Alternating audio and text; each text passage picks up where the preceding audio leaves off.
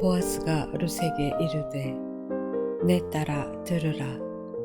이삭을 주우러 다른 밭으로 가지 말며 여기서 떠나지 말고 나의 소녀들과 함께 있으라. 그들이 베는 밭을 보고 그들을 따르라. 내가 그 소년들에게 명령하여 너를 건드리지 말라 하였느니라. 목이 마르거든 그릇에 가서 소년들이 길어온 것을 마실지니라 하는지라.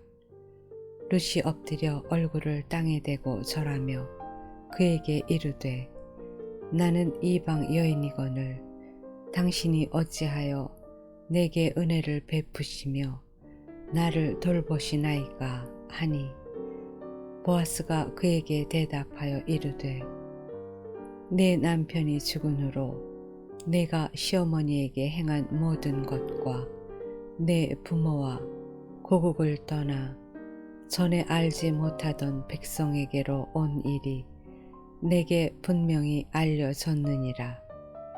여호와께서 내가 행한 일에 보답하시기를 원하며 이스라엘의 하나님 여호와께서 그의 날개 아래에 보호를 받으러 온 내게 온전한 상 주시기를 원하노라 하는지라.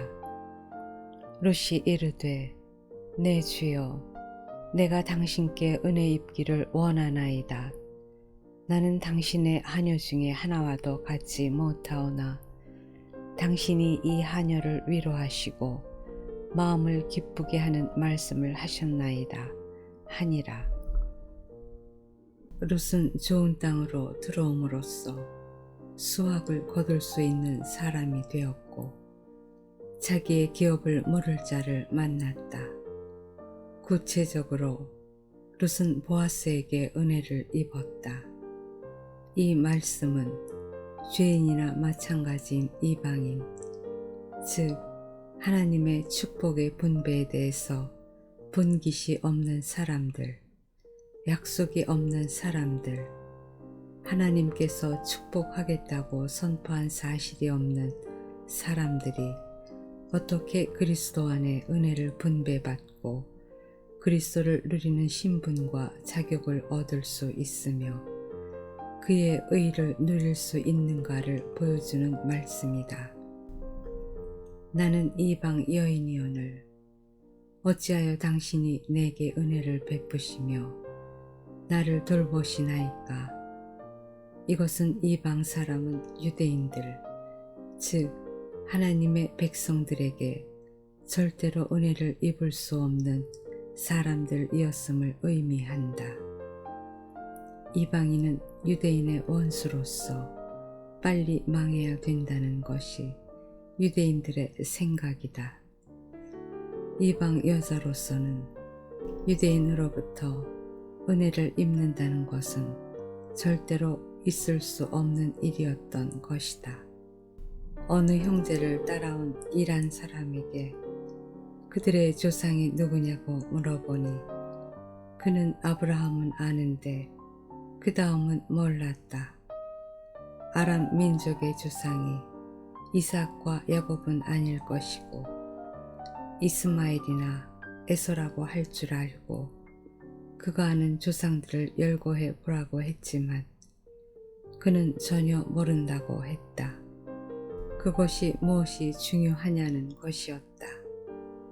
아브라함은 이삭을 낳고 이삭은 야곱을 낳고 야곱은 12 형제를 낳아서 이스라엘 민족이 되었다. 그래서 그 계보에서 벗어난 사람들은 유대인들에게 멸시받는다. 이방인은 하나님의 기업에서 제외된 사람들이라고 생각하기 때문이다. 마태복음 1장에 나오는 예수의 족보에 분명하게 아브라함이 이삭을 낳고 이삭은 야곱을 낳고 야곱은 유다와 그의 형제들을 낳고 마리아에게서 그리스도라 칭하는 예수가 나시니라 라고 되어 있다. 예수도 아브라함과 이삭과 야곱의 혈통을 따라서 온 사람이지 결코 이스마엘이나 에서의 혈통을 따라서 온 사람들이 아니다. 그에 비해 그 일한 사람은 아브라함밖에 모른다. 유대인들은 자랑스러운 족보가 있는데 이방인은 자랑스러운 족보가 없다. 그래서 이방인들이 멸시받았던 것이다. 중동 일대에 있는 회교도도 구약 성경을 같이 사용하는 줄로 알았는데 그렇지 않은 것 같다. 아담과 노아, 아브라함까지는 아는데 그 다음은 모른다. 그러니까 그것이 무엇이 중요하냐고 하는 것이다. 룻은 내가 이방 여인인데 왜 당신이 나에게 은혜를 베푸십니까? 라고 했던 것이다. 예수님을 만났던 사마리아 여자도 마찬가지였다.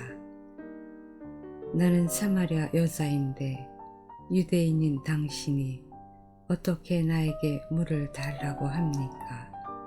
라고 했다. 유대인이 항상 이방인을 멸시했기 때문이다. 여기 있는 말씀은 하나님의 은혜의 계열에서 벗어난 사람들, 족보에서 벗어난 사람들, 축복의 노선에서 벗어난 사람들이 어떻게 그리스도를 분배받고 그리스도를 누릴 수가 있는가를 보여주는 그림이다. 이 말씀에서 하나님은 은혜의 법칙이 있어서 그 법칙 안에만 들어오면 이방인이라 하더라도 죄인이라 하더라도 당당하게 그 은혜를 누릴 수가 있다는 것을 보여준다.